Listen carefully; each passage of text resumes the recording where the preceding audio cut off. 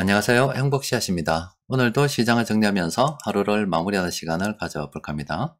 오늘은 배당을 받기 위해서 주식을 매수해야 되는 사람들이 주식을 사는 마지막 날이었습니다. 그리고 또 대주주 요건을 피하기 위해서 주식을 팔아야 되는 사람들이 주식을 파는 그 마지막 날이었습니다.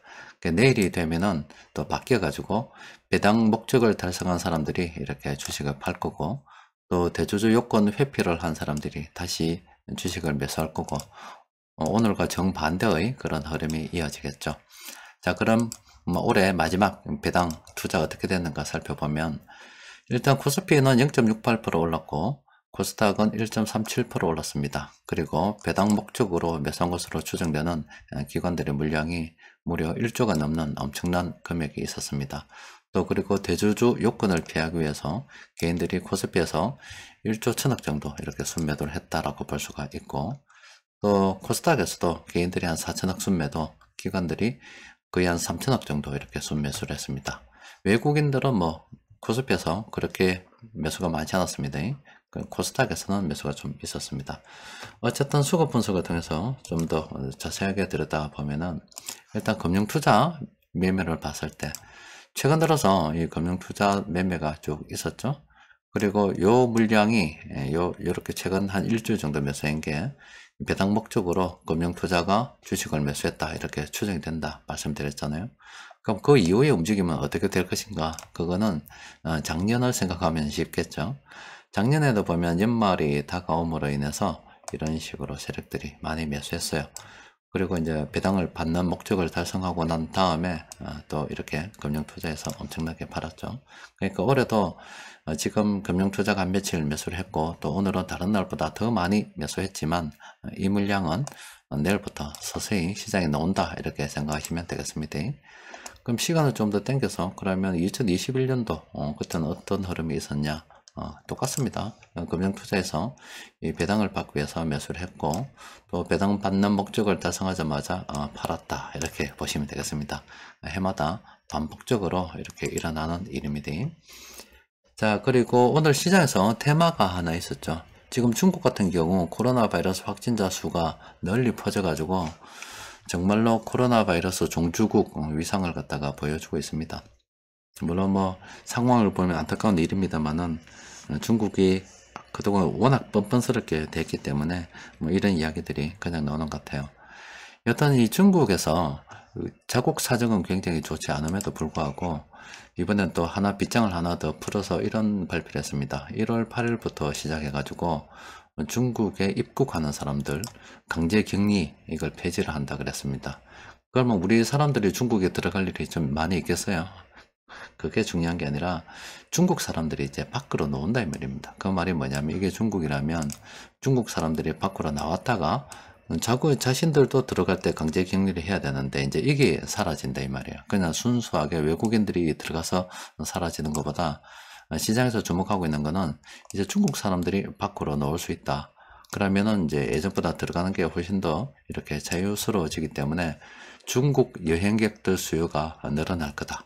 그래서 우리 시장에 이제 테마가 형성된 게 바로 화장품 관련주가 오늘 좋은 흐름 보였습니다. 이게 가장 크고, 그 다음으로는 면세점 관련주도 좀 풀렸고, 또 카지노 관련주도 좀 괜찮았습니다. 그리고 여행, 항공 이런 식으로 가겠죠. 어쨌든 시장에서 가장 크게 올라온 게 지금 화장품 관련주인데, 또 면세점 관련주는 그 다음으로 올랐고요. 이런 종목들은 또 그동안 많이 떨어졌잖아요. 이런 종목들은 오늘 금융투자가 매수했던, 아니면 개인들이 매도했던 입장이 바뀌어서 내일 금융투자가 좀 매도하더라도 상관없이 이런 종목들은 우리가 관심을 가지고 좀 살펴볼 필요가 있겠습니다. 어쨌든 지금 중국의 코로나 상황이 좋지 않은데, 이제 사람들이 밖으로 막 나간다 그러면 또 중국발 코로나가 전 세계로 퍼져나가는 또 하나의 또 계기가 되겠죠. 중국 이민들이 워낙 많습니까? 개떼처럼 왔다가 개떼처럼 가는 이민들이라서, 그렇다 보니까 우리나라는 아직 특별한 게 없습니다만, 일본 같은 경우는 그냥 바로 일어 나가서 중국에서 오는 사람들 전원 코로나19 검사를 하고 입국 규제를 강화하겠다는 이런 발표를 했습니다. 어쨌든 뭐 시간이 지나면 지금 당장은 다른 나라도 다 겪어봤잖아요. 우리나라도 코로나 바이러스가 폭증하는 현상을 경험해 봤고, 또 우리나라뿐만이 아니라 일본도 뭐 그런 거 경험해 봤었고, 또 미국도 경험해 봤었고, 뭐 영국도 경험해 봤고, 다른 나라들도 지금 현재 중국에서 일어나는 것처럼 코로나 바이러스 확진자 수가 급증하는 현상들을 다 경험해 봤습니다. 그 이후에 지금은 좀 잠잠해졌죠. 아마 중국 같은 경우도 지금은 이렇게 폭증하고 있습니다만은, 아마 이게 시간이 흐르면은 다른 나라가 그랬던 것처럼 잠잠해지지 않겠나, 이런 지금 시각이 좀 우세한 것 같습니다.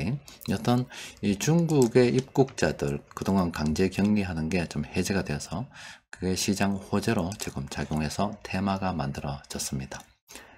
여튼 시장 수급을 좀 더 들여다보면 금융투자 쪽에서 많은 순매수가 있었습니다. 외국인들은 지금 한 며칠 계속 수급이 좀 잠잠합니다. 그런데 기관들은 지금 원힘을 다해서 달리는 겁니다. 기관들은 이 정도 순매수를 굉장히 많이 하고 있는 겁니다. 우리가 외국인들처럼 그렇게 보면 안 됩니다. 기관들은 이게 그냥 한계치입니다. 능력치를 최대한 끌어올려서 지금 매수하고 있는 거라 보시면 됩니다.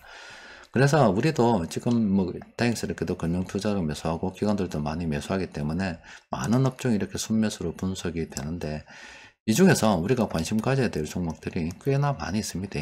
물론 좀 걸려야 되는 종목들은 최근 금융투자가 매수했던 거, 그런 종목도 아마 내일부터 순매도가 나올 겁니다. 그런 데서 좀 어느 정도 한 바람을 좀 피하는 종목들은 더 좋겠습니다만은, 어쨌든 뭐 이거는 단기적인 어떤 이슈에 의해서 그렇게 움직이는 거라면 우리는 멀리 보고 투자하는 거라서 상관없이 우리는 계속 물량을 모아가면 되겠습니다. 어떤 세력들이 많이 매수했기 때문에 공통적으로 순매선 종목도 찾아보니까 이렇게 36 종목이나 검색이 됩니다. 플래너를 통해서 좀 들여다보니까 이 중에서 뭐 다 관심 가질 필요는 없고, 요 아래쪽에 있는 이 종목들 있죠. 요건 우리가 관심을 좀 가져봐야 됩니다. 특히 이 중에서 지금 화학 관련해 가지고 화장품 관련주들이 좀 지금 뭐 올라오고 있죠. 화장품 관련주들 좀 올라오고 있잖아요. 이런 종목들 우리가 관심을 가지고 좀 살펴봐야 됩니다. 또 그리고 이뿐만이 아니라 유통업에서 지금 면세점 관련주도 지금 좀 올라오고 있잖아요. 이런 것들도 우리가 관심을 가지고 좀 살펴봐야 됩니다. 요거는 그동안 많이 떨어져서 그렇습니다. 떨어진 상태에서 세력들이 지금 매수를 하기 때문에 충분히 우리가 긍정적으로 검토해 볼 만한 그런 상황입니다. 그리고 변곡점 지표를 통해서 살펴보니까 GKL 같은 경우도 관심을 가져봐야 되는 종목인데, 지금 서서히 지금 많이 올랐죠, 단기간에. 그래서 요거는 현 시점에서 접근하기 좀 곤란하다, 이렇게 분석이 되고, 또 무림 PMP 같은 경우도 단기적으로 좀 많이 올라서 좀 곤란한 그런 상황이고, 유화증권 같은 경우는 좀 시가총액이 좀 작은 종목이잖아요. 이거는 뭐 장기적 관점에서 긍정적으로 검토를 해봐야 된다, 이런데 뭐 그렇게 권하지는 않겠습니다. 다른 종목도 좋은 것도 많은데 굳이 지금 이 상황에서 저 종목을 굳이 매수할 필요는 없겠죠.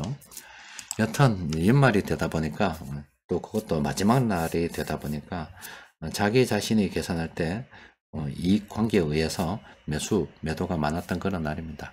그리고 내일 같은 경우도 뭐 앞서 말씀드린 것처럼 금융투자 쪽에서는 이제 매도가 나올 거고, 또 개인 쪽에서는 매수가 들어올 거기 때문에 사실 뭐 우리가 별로 할 일은 없는 것 같습니다. 내일 또 시장을 좀 지켜보고요. 그냥 현금 여유가 된다 그러면 뭐 조금씩 모아가는 거는 변함이 없는 거고, 뭐 이렇게 이제 올해가 마무리되는 것 같습니다. 올해 폐장일은 29일입니다. 지금 오늘 27일이기 때문에 이틀 정도만 더 거래하면 되는데, 뭐 특별한 일이 없으면 그냥 가만히 지켜봐도 안 되겠나 싶어요. 내일 굳이 우리가 움직일 이유도 없는 노릇이고, 또 정시 폐장하는데 그렇게 뭐 급하게 살 이유도 없는 노릇이고 뭐 그렇잖아요. 그냥 서서히 올해 정리한다 생각하고 좀 이렇게 넘어가는 게 낫겠습니다. 그 내년 되면은 뭐 새로운 이슈들로 또 시장이 또 달리고 뭐 하겠지요. 자, 어쨌든 오늘은 뭐 수급 이슈 때문에 별로 들어볼 것도 없는 그런 시장이었습니다. 자, 오늘은 여기까지 정리하도록 하겠습니다.